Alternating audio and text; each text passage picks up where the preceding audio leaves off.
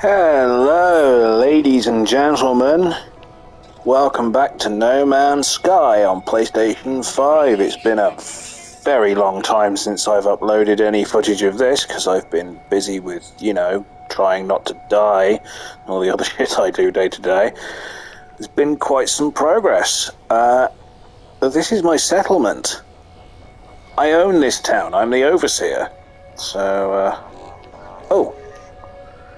There you go. Speaking of which, citizens preparing new proposal will be ready in 45 minutes. Don't worry, I won't keep you waiting that long. There's been a lot of other upgrades. You may notice I'm being followed around by a little drone.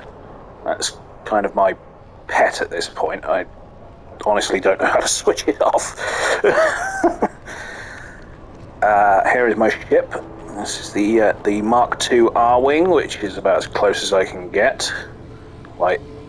Frankly, if they'd let us recolor the ships, obviously the PC crowd can do that because you can just, mod the files, but us dirty console peasants are stuck with whatever colors it is when you buy the damn thing, which is a shame because, honestly, if I could change this to blue, and, that'd actually be a pretty good approximation of an R-Wing from Star Fox.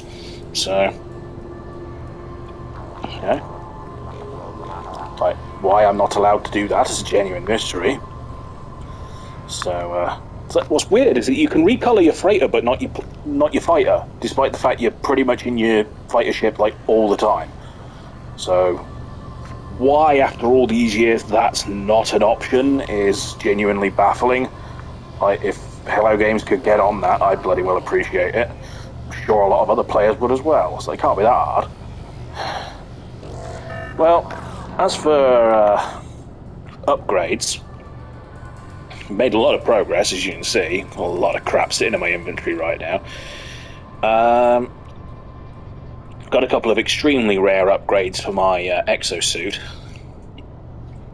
So, life support tanks are about 300% what they're supposed to be. Extra shield strength, sprint distance and strength, core health 33% up. More efficient on fuel, everything else. It's like my solar panels give me an extra plus 69%. Nice. I've got extremely good toxic protection, so much so I've actually got a spare toxic protection mod there that I had to take off to make room for the released exhaust here, because it didn't really seem worth having two detoxifiers on when I never encounter anything toxic. Got the simple translator on there, hazmat gauntlet, which I found in a hedge somewhere. This one increases my jetpack capacity by 217%. It's still not very good because it's a crappy jetpack, but it's better than nothing. I got that for blowing up some pirates because I found a crashed freighter. There's about 1 million credits worth of loot on board. So naturally I nicked everything that wasn't nailed down. And while I was on my way back to the ship to sell everything at the terminal, a couple of pirates thought they'd come and have a go, and well, it turns out I'm an amazing pilot and they got absolutely butchered within seconds. I really need to switch that voice off. So yeah, oh, that's how you deactivate it. Okay, you tell him to sod off. Okay.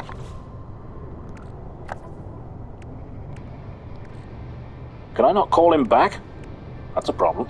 Oh, he's up there. Okay.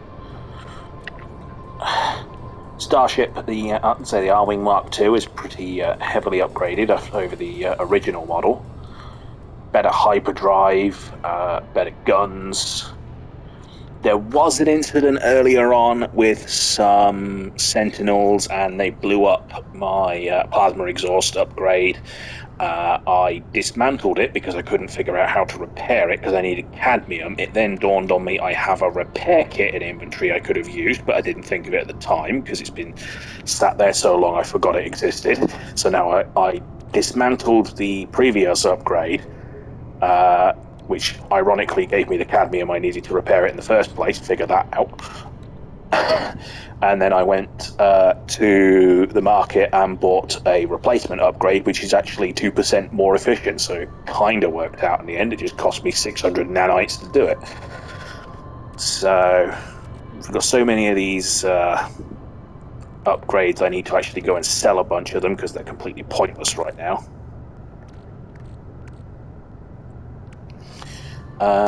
The multi-tool has received the biggest upgrade, and this is the secret to my success at the moment. I've called it the anti-everything gun.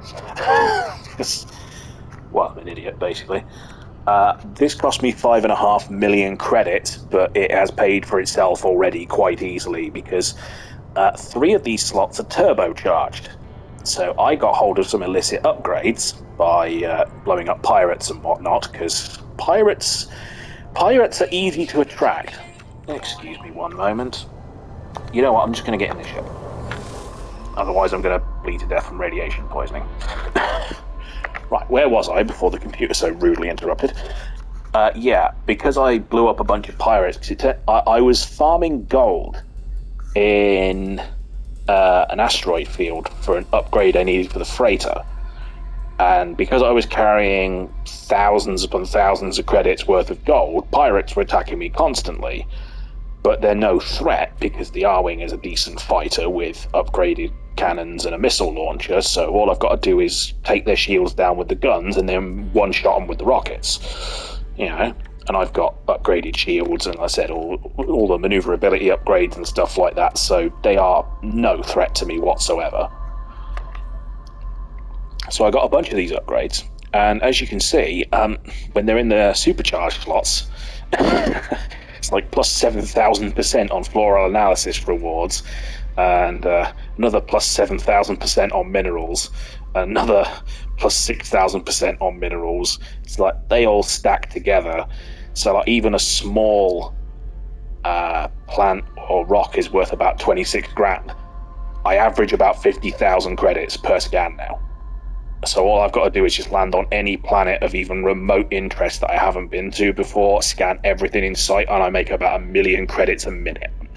Like, earlier on, I scanned some animals, and because they were big animals, they're usually worth a fair bit of money anyway, but because of all these bonuses that are all turbocharging each other, they were worth 193,000 credits each. So, real easy way of making money right there. So we do have the freighter, the FC-181 Hammerhead. I actually need to go and check in on that because their expedition is done. But I do have a tendency to waffle on in these videos, and it makes them so long that they don't upload to YouTube properly. So that's actually going to be it for now, because otherwise I will waffle on for half an hour and you'll get bored, assuming there's anyone watching in the first place. Speaking of which, hey Sil, I know you're pretty much the only person here. Thank you for your patronage. But yeah, that's my settlement of what I call Kemagi's Light. There is a very good reason why it's called that, and no, it's none of your damn business. But since I've got to kill 37 minutes before they're going to say anything interesting, I'm going to go and check on the freighter and send them back out on another thing, and I will record another segment in a moment with the other major upgrade I've been working on. But until then, I will catch you next time. Goodbye.